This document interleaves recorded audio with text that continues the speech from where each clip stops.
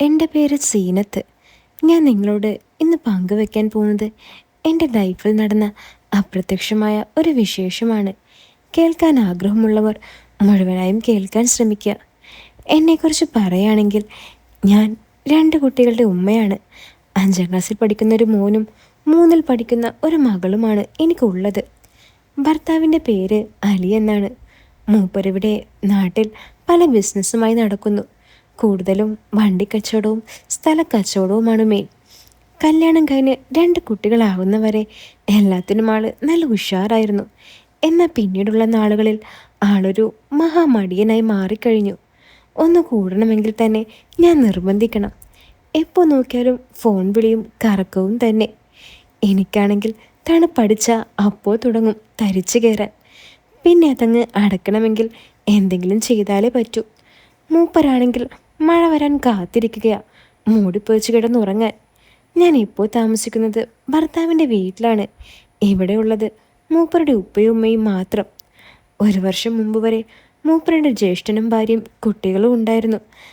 അവരിപ്പോൾ പുതിയ വീടെടുത്ത് മാറിയിട്ട് 1 വർഷമായി. 2 നില വീടായതുകൊണ്ട് തന്നെ എല്ലാവർക്കും ഇവിടെ തന്നെ താമസിക്കാനുള്ള സൗകര്യമുണ്ടെങ്കിലും ജ്യേഷ്ഠൻ്റെ ഭാര്യയുടെ കൈയിടിപ്പ് കാരണം അവർ വേഗം തന്നെ വീട് വെച്ച് മാറി.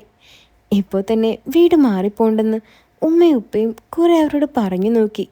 പക്ഷേ അവരതൊന്നും കേട്ടില്ല. ജ്യേഷ്ഠൻ ആൾ പാവാണെങ്കിലും ഭാര്യ റസിയ ആളൊരു ക്രൂരത നിറഞ്ഞ പെണ്ണായിരുന്നു. ഇതെല്ലാം ഞാൻ ഇവിടെ പറയാൻ കാരണം ഇനി നടക്കാൻ പോകുന്ന സംഭവത്തിലെ ഒരു മെയിൻ കാരണക്കാരി റസിയത്തെയാണ്. അതുകൊണ്ടാണ്. എൻ്റെ ഭർത്താവ് അലി കുറച്ച് വർഷം മുമ്പ് ഒരു പ്രവാസിയായിരുന്നു. ആ സമയത്ത് അവിടെ ഉണ്ടായിരുന്ന ഒരു കൂട്ടുകാരനുമായി അലീക്കാക്ക് ഇപ്പോഴും നല്ല ബന്ധമാണുള്ളത്. അയാളുടെ വീട്ടിലേക്ക് പോവാൻ ഞങ്ങളുടെ വീട്ടിൽ നിന്നും ഏകദേശം 1 മണിക്കൂറിൽ മുകളിൽ യാത്ര ചെയ്യണം. ഞങ്ങൾ താമസിക്കുന്നത് മലപ്പുറത്തുള്ള വളാഞ്ചേരി എന്ന് പറയുന്ന സ്ഥലത്താണ്.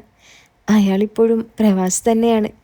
ഇക്ക ഗൾഫ് ഒഴിവാക്കി വന്നിട്ടും അയാളോടുള്ള പരിചയവും അടുപ്പവും അതുപോലെ തന്നെ മുന്നോട്ട് കൊണ്ടുപോയി.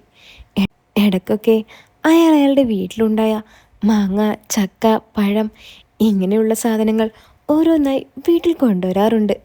അയാളെൻ്റെ ഭർത്താവ് അലീക്കയോട് എല്ലാം തുറന്ന് സംസാരിക്കുന്ന ഒരു വ്യക്തിയായിരുന്നു. അങ്ങനെ ഇരിക്കെ ഒരു ദിവസം അലീക്കയും ഞാനും ചോറ് കഴിക്കുമ്പോൾ അയാളുടെ കോള് വന്നു. അലീക്ക ആ കോളെടുത്ത ശേഷം ഒന്നും മിണ്ടാതെ മാത്രം മൂളുന്നതാണ് ഞാൻ കേൾക്കുന്നത്. അവസാനം നമുക്ക് നോക്കാം, നീ ഞായറാഴ്ച വിളിക്ക് എന്നും പറഞ്ഞ് അലീക്ക കോള് കട്ട് ചെയ്തു. എന്താ ഇക്ക, എന്താ പ്രശ്നം? ഞാൻ ഇക്കയോട് ചോദിച്ചു. എടി, അത് ഹമീദ് മുമ്പ് പറഞ്ഞിരുന്നു അവൻ്റെ വീട്ടിൽ എന്നും ഒരു പ്രശ്നമാണെന്ന്. വീട്ടിൽ ആർക്കും ഒരു സുഖവുമില്ലെന്ന്.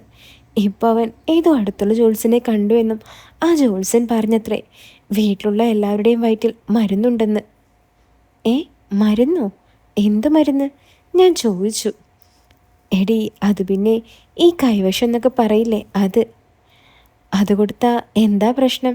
എനിക്കതിനെക്കുറിച്ച് ഒന്നും അറിയാത്തതുകൊണ്ട് ഞാൻ ഇക്കയോട് ചോദിച്ചു. എടി, അത് ശത്രുക്കൾ തരുന്നതാ. നമ്മൾ നല്ലപോലെ നടക്കുന്നതും പൈസക്കാരാവുന്നതൊന്നും സഹിക്കാതെ അസൂയ മൂത്ത് തന്നതാ. അല്ല, അതാരാ അവർക്ക് കൊടുത്തത്? ഞാൻ ചോദിച്ചു. അതൊന്നും എനിക്കറിയില്ല. അവൻ പറഞ്ഞു അവൻ്റെ വീട്ടുകാരാണെന്ന്. അയാളുടെ വീട്ടുകാർ അങ്ങനെയൊക്കെ ചെയ്യുമോ? ചെയ്യുമായിരിക്കും. ഞാൻ മുമ്പ് ഇങ്ങനെ കുറേ കേട്ടിട്ടുണ്ട്. എന്താ ചെയ്യുക, ഓരോരുത്തർ ഇങ്ങനെ ചെയ്യാൻ തുടങ്ങിയ. അല്ല, ഇനി ഇത് എങ്ങനെയാ മാറ്റുക? ചരട് വല്ലതും കെട്ടിയാൽ മതിയോ ഇക്ക? ഞാൻ ചോദിച്ചു. അതൊന്നും പറ്റില്ലടി. ആ ജോത്സ്യം പറഞ്ഞത്രേ തമിഴ്നാട്ടിൽ ഏതോ ഗ്രാമത്തിലെ ആളുകൾ വയറ്റിൽ നിന്നും ആ മരുന്നെടുത്ത് കൊടുക്കുന്നുണ്ടെന്ന്. അവനപ്പോൾ അങ്ങോട്ട് പോവാൻ എന്നെയും വിളിക്കുക. നിങ്ങളെന്തിനാ പോകുന്നത്? അതിന് അവരങ്ങ് പോയാൽ പോരെ? എടി, അത് പിന്നെ അവർക്ക് കാറില്ലല്ലോ. ട്രെയിനിൽ പോയാൽ ശരിയാകില്ലെന്നും ഇനി ചിലപ്പോൾ ആ മരുന്നെടുത്ത് വരുമ്പോൾ ക്ഷീണമുണ്ടെങ്കിൽ അതും പറ്റില്ല. അതുകൊണ്ട് എന്നോട് കാറുമായി വരുമോ എന്ന് ചോദിച്ചതാ. എന്നിട്ട് നിങ്ങൾ സമ്മതിച്ചോ? ഞാൻ സമ്മതിച്ചു. എന്തായാലും ഒഴിഞ്ഞു മാറാൻ പറ്റില്ല. പിന്നെ പെട്രോളെല്ലാം അവൻ അടിച്ചുതരാമെന്ന് പറഞ്ഞിട്ടുണ്ട്. അങ്ങനെ ആ ഞായറാഴ്ച ഇക്ക അവരെയും കൊണ്ട് തമിഴ്നാട്ടിലേക്ക് പോയി. രാവിലെ പോയ ഇക്ക വീട്ടിൽ തിരിച്ചെത്തിയപ്പോൾ ഏകദേശം വൈകുന്നേരം 7 മണി കഴിഞ്ഞിരുന്നു. എങ്ങനെ ഉണ്ടായിരുന്നു പോയിട്ട്? ഞാൻ അത്ഭുതത്തോടെ ഇക്കയോട് ചോദിച്ചു.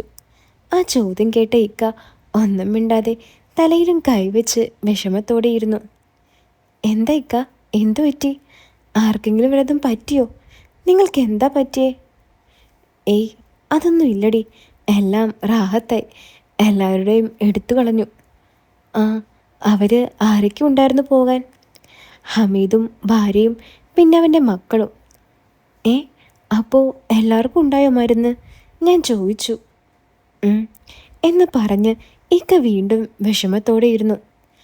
ഇതെന്താടി ഇവൻ ഇങ്ങനെ ഇരിക്കുന്നത്? ഇക്കയുടെ ഇരിപ്പ് കണ്ട് ഉമ്മ ചോദിച്ചു. ആ, എനിക്കറിയാൻ പാടില്ല. കൂട്ടുകാരൻ്റെ കൂടെ പോയി വന്നതിന് ശേഷം തുടങ്ങിയതാ. രാവിലെ പോയതല്ലേ, ക്ഷീണം കാണും. നീ പോയി ഒന്ന് കുളിക്ക്, അപ്പോൾ ആ ക്ഷീണമൊക്കെ അങ്ങ് പോകും. അതും പറഞ്ഞ് ഉമ്മ റൂമിലേക്ക് പോയി.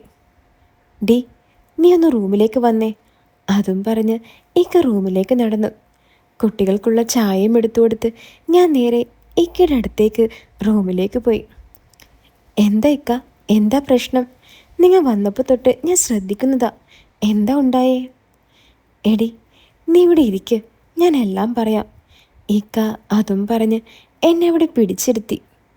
ഡി, ഒരു ചെറിയ പ്രശ്നമുണ്ട്. നീ ഇപ്പോൾ ഇതാരോടും പറയണ്ട. നമ്മൾ രണ്ടുപേരും മാത്രം ഇപ്പോൾ ഇതറിഞ്ഞാൽ മതി. എന്താ ഇക്ക, എന്താ പ്രശ്നം?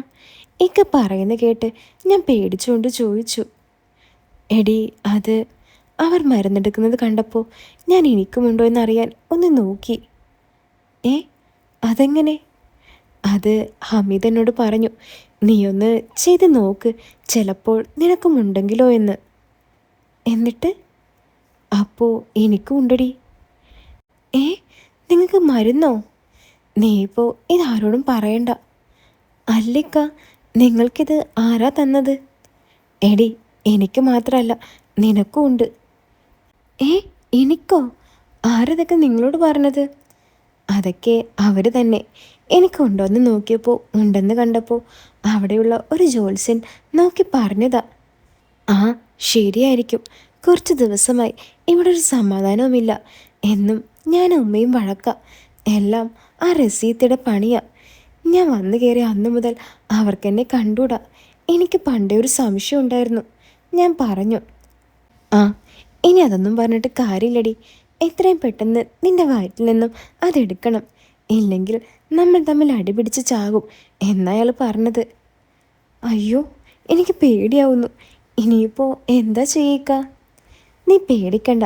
അടുത്ത ഞായറാഴ്ച നമുക്ക് രണ്ടുപേർക്കും കൂടി അങ്ങോട്ട് പോകാം. തൽക്കാലം ഇതിവിടെ ആരും അറിയണ്ട. അല്ലിക്ക, അവരുടെ എല്ലാം മരുന്നെടുത്തോ? ആ, എടുത്തു. എല്ലാവരുടെയും എടുത്തു. എന്നിട്ടിപ്പോൾ എങ്ങനെയുണ്ട് അവരുടെ അവസ്ഥ? ഇപ്പോൾ കുഴപ്പമില്ലടി. 2 ദിവസമാകും എല്ലാം ഒന്ന് ശരിയാകാനെന്നാണ് പറഞ്ഞത്. എന്തായാലും നമുക്ക് പോയേക്കാം. എനിക്ക് പേടിയാവുന്നു. ആ, നീ ഒന്ന് അടങ്ങി നിൽക്ക്. ഉള്ളതാണെങ്കിലും അല്ലെങ്കിലും അതൊന്ന് പോയി എടുത്തേക്കാം.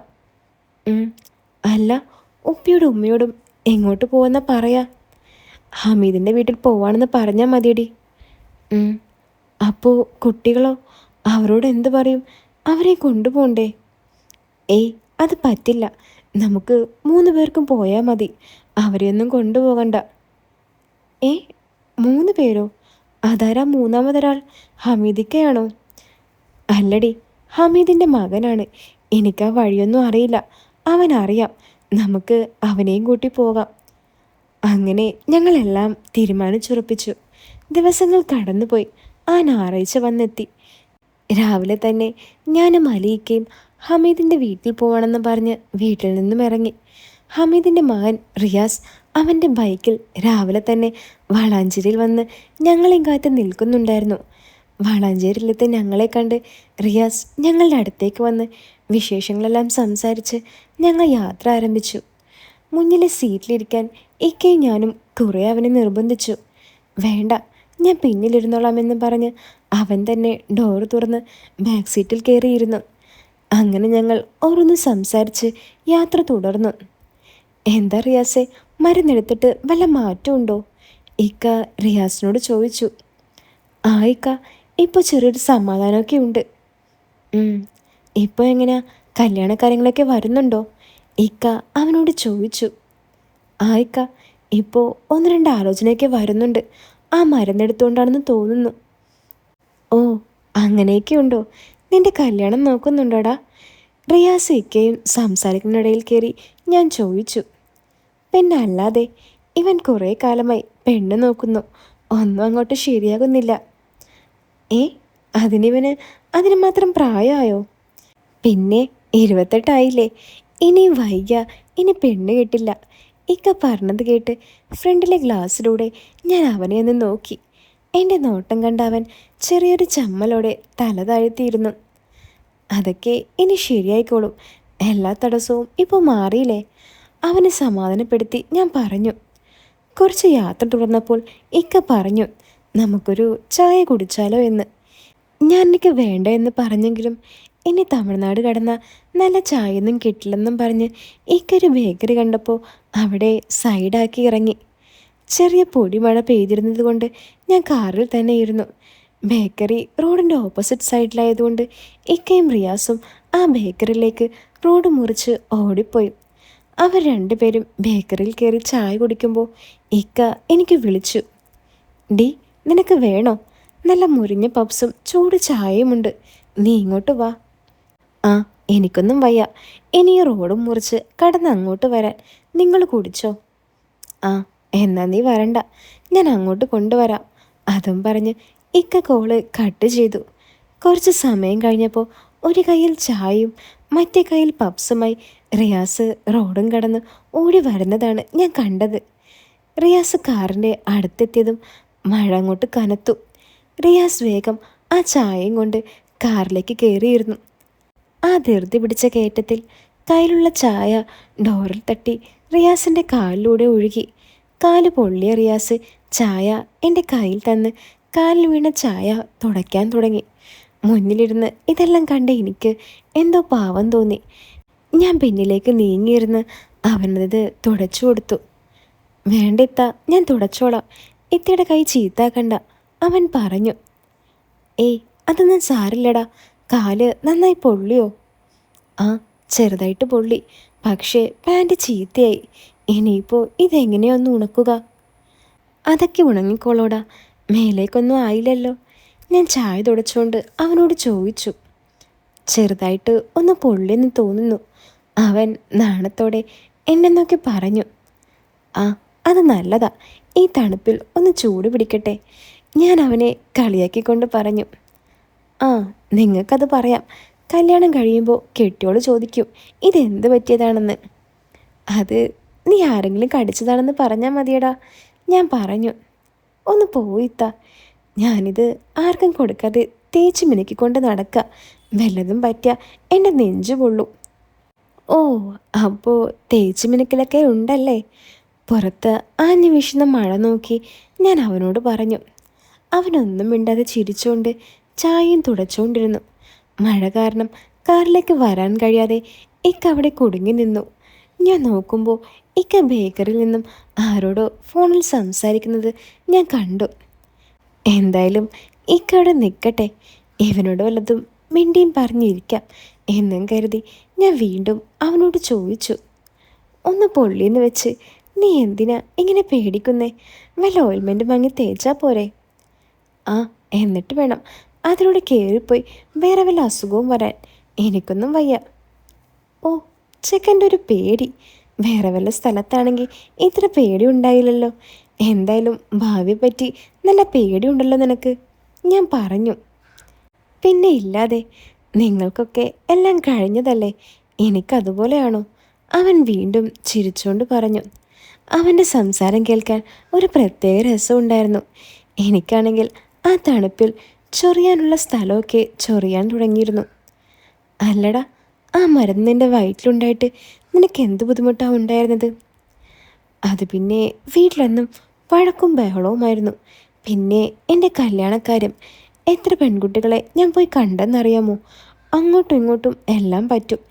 എല്ലാം ഉറപ്പിച്ചെന്ന് വിചാരിക്കുമ്പോൾ എന്തെങ്കിലും കാരണം കൊണ്ട് അതങ്ങ് മുടങ്ങും. പിന്നെ ഓരോ അനാവശ്യ ചിന്തകളും. അനാവശ്യ ചിന്തകളോ? അതെന്താടാ? ഏയ് അതൊന്നുമില്ല. അവൻ പുറത്തേക്ക് നോക്കി നാണത്തോടെ പറഞ്ഞു. എന്താടാ പറയടാ, ഞാനും അറിയട്ടെ. എന്താ ചിന്ത? അത് ഒന്നുമില്ലത്താ. പറയടാ, ഞാൻ ആരോടും പറയില്ല. അത് പിന്നെ എപ്പോഴും ഓരോന്നൊക്കെ ചെയ്യാൻ തോന്നും. അതും പറഞ്ഞ് അവൻ ഫോണെടുത്ത് ഫോണിലേക്ക് നോക്കി. അതിനും നിന്റെ വയറ്റിൽ മരുന്നുള്ളതുകൊണ്ടല്ലടാ, അതൊക്കെ നിന്റെ പ്രായത്തിൻ്റെ പ്രശ്നമാണ്. ഞാൻ അതും പറഞ്ഞ് അവനെ കളിയാക്കി ചിരിക്കാൻ തുടങ്ങി. പെട്ടെന്ന് നിൽക്ക വന്ന് കാറിൻ്റെ ഡോർ തുറന്ന് കാറിലേക്ക് കയറി. ഞാൻ വേഗം ചിരി നിർത്തി ഈക്കയോട് ഓരോന്ന് സംസാരിച്ചു. ഇടയ്ക്ക് ഗ്ലാസ്സിലൂടെ ഞാൻ അവനെ നോക്കി. അവനപ്പോൾ എന്നെയും നോക്കുന്നുണ്ടായിരുന്നു. അങ്ങനെ ഞങ്ങൾ വീണ്ടും യാത്ര തുടങ്ങി. ഇക്ക ഓരോ തമാശകൾ പറഞ്ഞും ഞങ്ങൾ അത് കേട്ട് ചിരിക്കുകയും ചെയ്തു. അങ്ങനെ ഒരുച്ചയായപ്പോൾ ഞങ്ങളവിടെ എത്തി. ഒരു ഗ്രാമം. ഞങ്ങൾ അവിടെ ചെന്നപ്പോൾ അവിടെയുള്ള ആളുകളെല്ലാം ഞങ്ങളെ അവരുടെ അടുത്തേക്ക് ക്ഷണിക്കാൻ തുടങ്ങി. ആരുടെ അടുത്തേക്ക് പോകുമെന്നായി ഞങ്ങൾ. ആ ഏരിയ മൊത്തം ഇങ്ങനെ ചികിത്സ ചെയ്യുന്ന വീടുകളാണ്. ഇക്കയും റിയാസും കാറിൽ നിന്നും ഇറങ്ങി. അന്ന് അവർ കണ്ട ആളെ തിരഞ്ഞ് കുറേ നടന്നു. എല്ലാ വീടും ഒരുപോലെ ആയതുകൊണ്ട് ആ വീടും ആളെയും കണ്ടുപിടിക്കാൻ കുറേ നടന്നു. ഇക്കയും റിയാസും നടക്കുമ്പോൾ എൻ്റെ കണ്ണ് റിയാസിലായിരുന്നു. എന്തോ റിയാസിനെ എനിക്ക് വല്ലാതെ ഇഷ്ടപ്പെട്ടു. അവനാണെങ്കിൽ മൂപ്പിച്ച് നടക്കുകയുമാണ്. ഒന്ന് ചാഞ്ഞു കൊടുത്താൽ പിന്നെ എല്ലാം അവൻ നോക്കിക്കോളുമെന്ന് എനിക്ക് മനസ്സിലായി. റിയാസ് എന്നെ നോക്കുമ്പോഴെല്ലാം ഞാൻ ചെറു പുഞ്ചിരിയോടെ അവനെ നോക്കി എൻ്റെ ആഗ്രഹം അവനെ അറിയിക്കാൻ ഞാൻ ശ്രമിച്ചു. പക്ഷേ ഇക്ക കൂടെയുള്ളത് കൊണ്ടാണെന്ന് അറിയില്ല, അവൻ പിന്നെ എൻ്റെ അടുത്തേക്ക് പോലും വരുന്നുണ്ടായിരുന്നില്ല. കറങ്ങിത്തിരിഞ്ഞ അവസാനം ഇക്കയും റിയാസും അന്ന് കണ്ട ആ ജോത്സ്യനെ തന്നെ തപ്പിപ്പിടിച്ചു വന്നു. അയാളുടെ വീട് കുറച്ചുള്ളിലേക്കായതുകൊണ്ട് തന്നെ കാർ അവിടെ നിർത്തി ഞങ്ങൾ 3 പേരും അങ്ങോട്ട് നടന്നുപോയി. ഓടിട്ട ഒരു ചെറിയ വീട്. 2 തടിമാടന്മാർ എന്നെ കണ്ടതും എന്നെ അളന്ന് നോക്കാൻ തുടങ്ങി. ഞാനാണെങ്കിൽ അത്യാവശ്യം ടൈറ്റുള്ള ഒരു പർദ്ദയാണ് ധരിച്ചിരിക്കുന്നത്. അവിടെയുള്ള സ്ത്രീകളെല്ലാം കുളിയും നനയുമില്ലാതെ വെറും കൂതറയായിട്ടാണ് നടക്കുന്നത്. എന്നെപ്പോലൊരു സ്ത്രീയെ കണ്ടപ്പോൾ അവരുടെ വേറൊരു മുഖം പുറത്തു വരാൻ തുടങ്ങി. ആ ജോത്സ്യൻ ഇക്കയോട് പറഞ്ഞു ഇവളെ ഒന്ന് പൂജിക്കണമെന്ന്. ഇക്ക സമ്മതം മൂല്യതും ഒരിടുങ്ങിയ റൂമിലേക്ക് എന്നെ അവർ വിളിച്ചു.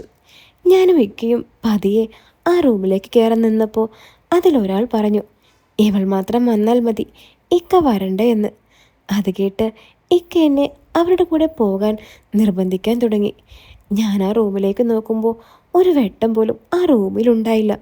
ഫുൾ ഇരുട്ട് നിറഞ്ഞ മുറി. അവരുടെ നോട്ടവും ആ റൂമും കണ്ടപ്പോൾ എനിക്ക് പേടി കൂടി. ഞാൻ പോകില്ല, എനിക്ക് പേടിയാ, ഞാൻ ഇക്കയോട് പറഞ്ഞ് ആ വീട്ടിൽ നിന്നും പുറത്തേക്കിറങ്ങി. എന്നെ അവരുടെ അടുത്തേക്ക് പറഞ്ഞടക്കാൻ ഇക്കാക്ക് ഒരു പേടിയും ഉണ്ടായിരുന്നില്ല. നീ എന്തിനാ പേടിക്കുന്നേ, ഞങ്ങളില്ലേ ഇവിടെ. എനിക്ക് പേടിയാ ഇക്ക, ഞാൻ പോകില്ല, നമുക്ക് വീട്ടിലേക്ക് പോകാം. ഏ, വീട്ടിലേക്ക് പോവാനോ? അത് പറ്റില്ല. അതിനാണോ ഇത്രയും കഷ്ടപ്പെട്ട് ഇത്രയും ദൂരം വന്നത്? അത് നിങ്ങളെല്ലാം അവരിങ്ങനെ റൂമിൽ കയറ്റിയായിരുന്നോ? ഇല്ലല്ലോ. അവരെന്തിനാ എന്നെ മാത്രം റൂമിൽ കയറ്റുന്നേ? ഞാൻ ചോദിച്ചു. അത് പിന്നെ നിന്റെ ദേഹത്ത് എന്തെങ്കിലും കണ്ടു കാണും, അതിനെ തളക്കാനായിരിക്കും. അതവർ നല്ലപോലെ നോക്കുന്നുണ്ട്. എനിക്ക് പേടിയാ, ഞാൻ പോകുന്നില്ല. നമുക്ക് വേറെ ആളുകളുടെ അടുത്ത് പോകാം. കുറച്ച് നേരത്തെ കാര്യമല്ലേ, നീയൊന്ന് അഡ്ജസ്റ്റ് ചെയ്യ് പ്ലീസ്. ഇക്ക എന്നെ നിർബന്ധിച്ചുകൊണ്ടിരുന്നു. താത്താക്ക് പേടിയാണെങ്കിൽ വേണ്ട, അവരുടെ നോട്ടം അത്ര ശരിയല്ല. പെട്ടെന്ന് റിയാസ് കയറി പറഞ്ഞു. റിയാസ് പറഞ്ഞത് കേട്ട് ഇക്കയൊന്ന് നെട്ടി. എന്ത് നോട്ടം, ആര് നോക്കി? ഇക്ക അവനോട് ചോദിച്ചു. അത് അവരുടെ നോട്ടമൊന്നും ശരിയല്ല ഇക്ക, നമുക്ക് ഇത് വേണ്ട, നമുക്ക് വേറെ ടീമിൻ്റെ അടുത്ത് പോകാം. റിയാസ് വളരെ കൂളായി ഇക്കയോട് പറഞ്ഞു. അത് അവരങ്ങനെ ഉദ്ദേശിച്ച് നോക്കിയതൊന്നും ആയിരിക്കില്ല, നീയൊന്ന് ചെല്ല്, അവരെ വിളിക്കുന്നു. ഇക്ക അപ്പോഴും എന്നെ അവരുടെ അടുത്തേക്ക് പറഞ്ഞടക്കാൻ നോക്കി. ആദ്യത്തേക്കിടെ ദേഷ്യം ചോദ്യം കണ്ടപ്പോൾ ഞാൻ വിചാരിച്ചു ഇക്ക എന്നെ പറഞ്ഞു വിടില്ലെന്ന്. പക്ഷേ ഇക്കയുടെ പിന്നീടുള്ള നീക്കം എന്നെ ശരിക്കും അത്ഭുതപ്പെടുത്തി. എൻ്റെ ഭർത്താവല്ലാത്ത റിയാസിനുള്ള ഉത്തരവാദിത്തം പോലും ഇക്കാക്കില്ലെന്ന് മനസ്സിലാക്കി എനിക്ക് ഇക്കയോടുള്ള എല്ലാ ബഹുമാനവും അവിടെ വെച്ച് ഇല്ലാതെയായി. ഞാൻ റൂമിലേക്ക് കയറാത്തത് കൊണ്ട് ആ 2 ജോത്സ്യന്മാരും റൂമിൽ നിന്നും പുറത്തിറങ്ങി ഞങ്ങളുടെ അടുത്തേക്ക് വന്നു. എന്താ മോളെ നീ അകത്തേക്ക് വരാത്തത്? എന്നെ അടിമുടി നോക്കിക്കൊണ്ട് അതിലൊരാൾ എന്നോട് ചോദിച്ചു. ആ സമയം കൂടെയുള്ള മറ്റേയാൾ എന്നെ നോക്കി വെള്ളമിറക്കുന്നതും ഞാൻ കണ്ടു. അപ്പോഴും എൻ്റെ മൊണ്ണ ഭർത്താവ് ചിരിച്ചുകൊണ്ട് നിൽക്കുന്നു. എനിക്കാണെങ്കിൽ അത് കണ്ടതും ദേഷ്യം അങ്ങോട്ട് കയറി വന്നു. ഞാൻ ഇക്കയും തള്ളി മാറ്റി നേരെ കാറിൻ്റെ അടുത്തേക്ക് നടന്നു. എൻ്റെ ദേഷ്യവും സിറ്റുവേഷനും മനസ്സിലാക്കിയ റിയാസ് എൻ്റെ അടുത്തേക്ക് ഓടി വന്ന് എന്നെ സമാധാനപ്പെടുത്തിക്കൊണ്ടിരുന്നു. അവർ പറയുന്ന തള്ളും കേട്ട് എൻ്റെ കോന്തൻ ഭർത്താവ് അവിടെ തന്നെ നിൽക്കുന്നുണ്ടായിരുന്നു. എടാ നമുക്ക് പോകാം, അങ്ങേരിവിടെ നിൽക്കട്ടെ, ഞാൻ റിയാസിനോട് പറഞ്ഞു. എന്താ ഇത്ത നിങ്ങളീ പറയണേ? റിയാസ് ചിരിച്ചുകൊണ്ട് എന്നോട് ചോദിച്ചു. അല്ല പിന്നെ, ഇങ്ങനെയുണ്ടോ ഒരു മണ്ടൻ? സ്വന്തം ഭാര്യയെ ഇങ്ങനെ നോക്കാൻ വിട്ടുകൊടുത്തിട്ട് വീണ്ടും പറയാ അവരുടെ കൂടെ പോകാൻ. എൻ്റെ പട്ടി പോകും, അയാളൊരു മരുന്നും മന്ത്രവും. നീ വാ, നമുക്ക് പോകാടാ.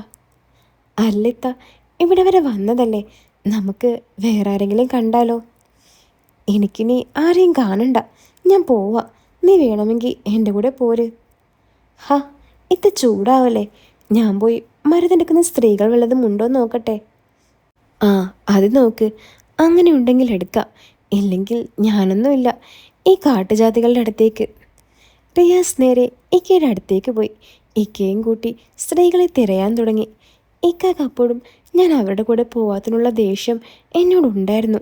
അത് ഇക്കയുടെ മുഖത്തും സംസാരത്തിലും എനിക്ക് കാണാൻ പറ്റുന്നുണ്ടായിരുന്നു.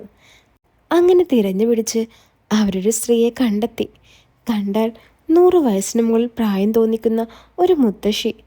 പ്രായം തോന്നുന്നുണ്ടെങ്കിലും സംസാരത്തിലും പ്രവൃത്തിയിലും ഇത്രയും വയസ്സുള്ള സ്ത്രീയാണെന്ന് ആരും പറയില്ല. ഒരോടക്കുഴലും വായിൽ വെച്ച് അവരെന്തൊക്കെയോ കാണിച്ച് അതെടുത്തപ്പോൾ അതിനകത്തൊരു മിഠായി അലിഞ്ഞ പോലുള്ളൊരു സാധനം കിട്ടി. അതാണ് മരുന്നെന്നും പറഞ്ഞ് അവരത് എനിക്ക് കാട്ടിത്തന്നു. തട്ടിപ്പാണോ അല്ലയോ എന്ന് എനിക്കൊരു ഐഡിയയും കിട്ടിയില്ല. പക്ഷേ അത് കഴിഞ്ഞപ്പോൾ എനിക്കെന്തോ ക്ഷീണം പോലെ തോന്നാൻ തുടങ്ങി. അവർക്കുള്ള ക്യാഷും കൊടുത്ത് ഞങ്ങൾ നേരെ അവിടുന്ന് യാത്ര തിരിച്ചു. എൻ്റെ ക്ഷീണം കണ്ട റിയാസ് ഇക്കയോട് പറഞ്ഞു, താത്താക്ക് തീരെ വയ്യല്ലോ, നമുക്കൊന്ന് ഫ്രഷായിട്ട് പോയാലോ എന്ന്. അത് കേട്ട ഉടനെ ഇക്ക കാറ് സൈഡിലാക്കി എന്നോട് ചോദിച്ചു, എന്താടി ഹോസ്പിറ്റലിൽ വല്ലതും പോകണോ? വേണ്ട, ഒന്ന് നടുവ് നിവർത്തി കിടന്നാൽ മതി, ഞാൻ ഇക്കയോട് പറഞ്ഞു. നീ ഒരു കാര്യം ചെയ്, കാറിൽ അവിടെ കിടന്നോ, വീട്ടിൽ ചെന്നിട്ട് എന്നെ നടുവ് നിവർത്താം, ഇക്ക പറഞ്ഞു. നിങ്ങളൊന്ന് പൊക്കെ, എന്നെക്കൊണ്ടൊന്നും വയ്യ ഇതിലിങ്ങനെ കിടക്കാൻ. നിങ്ങൾ അടുത്തേതെങ്കിലും റൂം കിട്ടുമെന്ന് നോക്ക്, ഞാനൊന്ന് കിടക്കട്ടെ, എനിക്ക് തീരെ വയ്യ. ഈ ഗ്രാമത്തിൽ എവിടെയോ റൂം ഉണ്ടാകുക, നമുക്ക് വേഗം വീട്ടിലേക്ക് പോവാം, നീ ഒന്ന് അടങ്ങിയിരിക്കടി. റിയാസ് അപ്പോഴേക്കും ഗൂഗിൾ മാപ്പിൽ നോക്കി റൂം കണ്ടുപിടിച്ചിരുന്നു. ഇക്ക, ഇവിടെ അടുത്തൊരു റൂമുണ്ട്, നമുക്ക് അങ്ങോട്ട് പോകാം, റിയാസ് ഇക്കയോട് പറഞ്ഞു. ഇക്ക മനസ്സില്ലാ മനസ്സോടെ ആ ലൊക്കേഷനിലേക്ക് വണ്ടി തിരിച്ചു. അപ്പോൾ ഇനി ഇവിടെ എന്തൊക്കെയാണ് നടക്കാൻ പോകുന്നതെന്ന് ഞാൻ സെക്കൻഡ് പാർട്ടിൽ ഇടാം കേട്ടോ. അത് ഞാൻ ഉടൻ തന്നെ ഇടാം, എല്ലാവരും കാത്തിരിക്കുക. അതുപോലെ തന്നെ ഈ വീഡിയോ ഇഷ്ടപ്പെട്ടാൽ വീഡിയോ ഒന്ന് ലൈക്ക് ചെയ്യാനും മറക്കല്ലേ. പിന്നെ നിങ്ങൾക്ക് ഇതുപോലുള്ള സ്റ്റോറീസ് എല്ലാം മുഴുവനായും നല്ല പച്ചക്ക് കേൾക്കാൻ ആഗ്രഹമുണ്ടെങ്കിൽ അടിയിൽ കമൻറ്റ് ബോക്സിൽ ഞാനൊരു ലിങ്ക് കൊടുത്തിട്ടുണ്ട്, അതിൽ കയറി എനിക്കൊരു മെസ്സേജ് അയച്ചാൽ മതി കേട്ടോ. അപ്പോൾ അതിൻ്റെ ഡീറ്റെയിൽസൊക്കെ ഞാൻ പറഞ്ഞു തരാം. അപ്പോൾ പ്രത്യേകം ശ്രദ്ധിക്കുക, അതൊരു പ്രീമിയം ചാനലാണ്. അപ്പോൾ താല്പര്യമുള്ള ആൾക്കാർ വേഗം എനിക്ക് മെസ്സേജ് അയച്ചോട്ടോ. അപ്പോൾ പുതിയൊരു കഥയിട്ട് നമുക്ക് വീണ്ടും കാണാം. എല്ലാവരും കാത്തിരിക്കുക.